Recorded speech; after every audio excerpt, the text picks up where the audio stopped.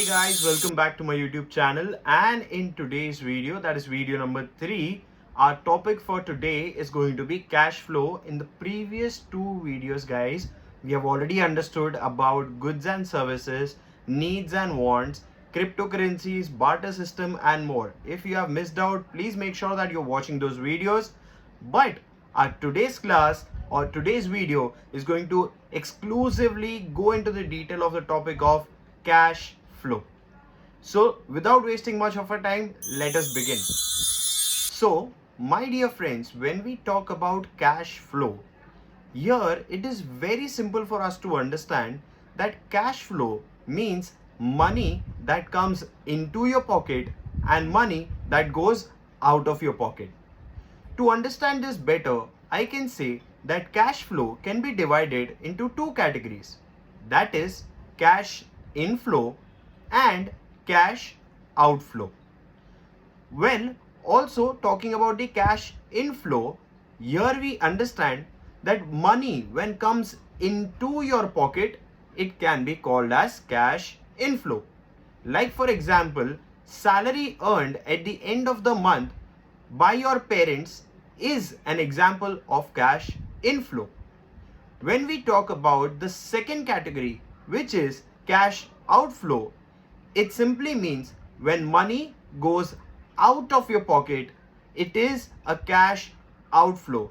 Like for example, when you pay for the groceries or the electricity bill at the end of the month or throughout the month, all those transactions are cash outflow.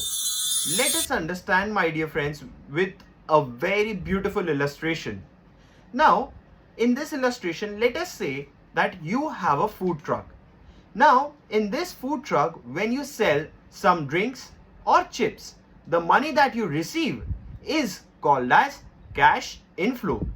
Whereas, when you buy groceries for preparing the food in the food truck, this can be a brilliant example for cash outflow.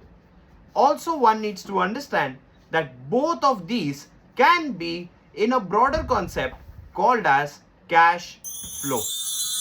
My dear friends, when we talk about a cash flow statement, in this we clearly understand that a cash flow statement is giving you a report about how you are making your money as well as how you're spending your money. To understand this even more clearly, one needs to see that this report is going to give you an overall outlook on your business, that how much money you're making and how much you're spending, helping you to reduce all your unnecessary expenses. My dear friends, that exactly is called as the cash flow statement.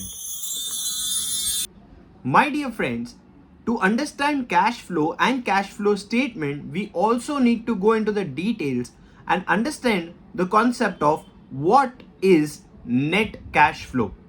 Now, when I talk about net cash flow, it is a simple concept, yet it is defined.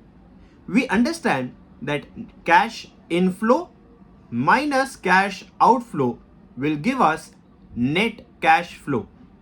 Like for example, if your cash inflow is rupees 10,000 and your cash outflow is rupees 9,200, in such case scenario, your net cash flow is 10,000 minus 9,200, which comes down to 800. Here 800 is the net cash flow. My dear friends, when we talk about cash, we use the same cash to build our assets. And when we talk about assets or purchasing assets in our balance sheet, we need to understand that in real life or the accounting language asset, both of them are very different. In today's video, we will be understanding a new perspective, a new point of view towards assets. So here, real asset means any such goods which brings money into your pocket. So like for example, when you purchase a bike or a bicycle and you give it to a friend for free, We all might recollect those fond memories where our friends used to ask for a nice short trip on our bicycle and we would just lend it for free out of friendship. But what if you start charging them per hour basis? Now this, your very same bicycle will become your asset. My dear friends, we need to understand where there are assets, there are also liabilities.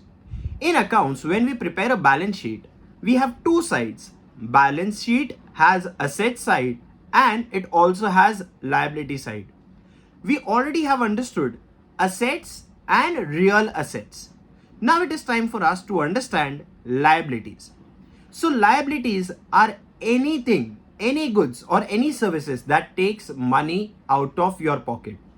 Like for example, your outstanding credit card bill, your unpaid electricity or internet bill, all of these are brilliant examples of how they are liabilities.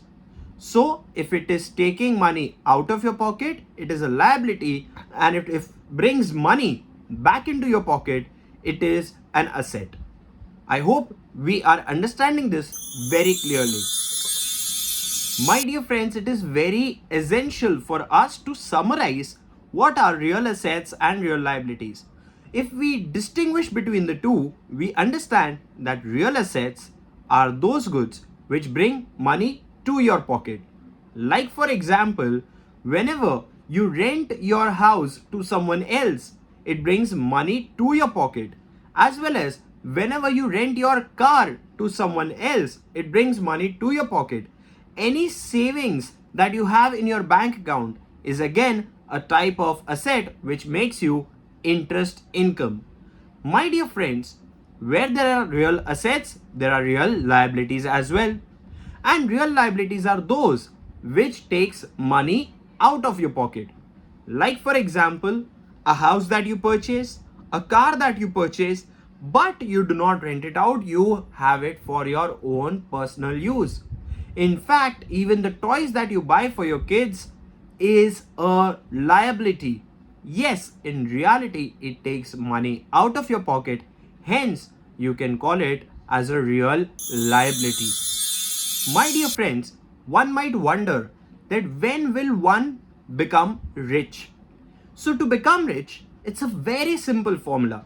So whatever we have studied up till now in this video, if we apply it rightfully and execute without being emotionally attached towards things, we can become rich in a very easier way and in a disciplined manner. So to do so, one has to accumulate more of real assets compared to that of real liabilities. One should not get attracted of spending their hard-earned money towards liabilities. Rather than one should focus on purchasing some real assets which is going to make a continuous cash inflow for making them rich sooner and better for all. My dear friends, what do we really accumulate to become rich? Like we have already discussed, it is very important for us to accumulate more of real assets compared to the real liabilities. But how to make that decision work in our favor? It is very simple. You cannot eradicate the idea of having liabilities in your life. But one can always choose those liabilities wisely. So instead of focusing on eradicating the liabilities altogether, which is not possible, one can focus that how to reduce the unnecessary liabilities that we have, or do not accumulate those liabilities in the future times. My dear friends, this is a proper flow of cash into your account, which is going to help you understand finances better,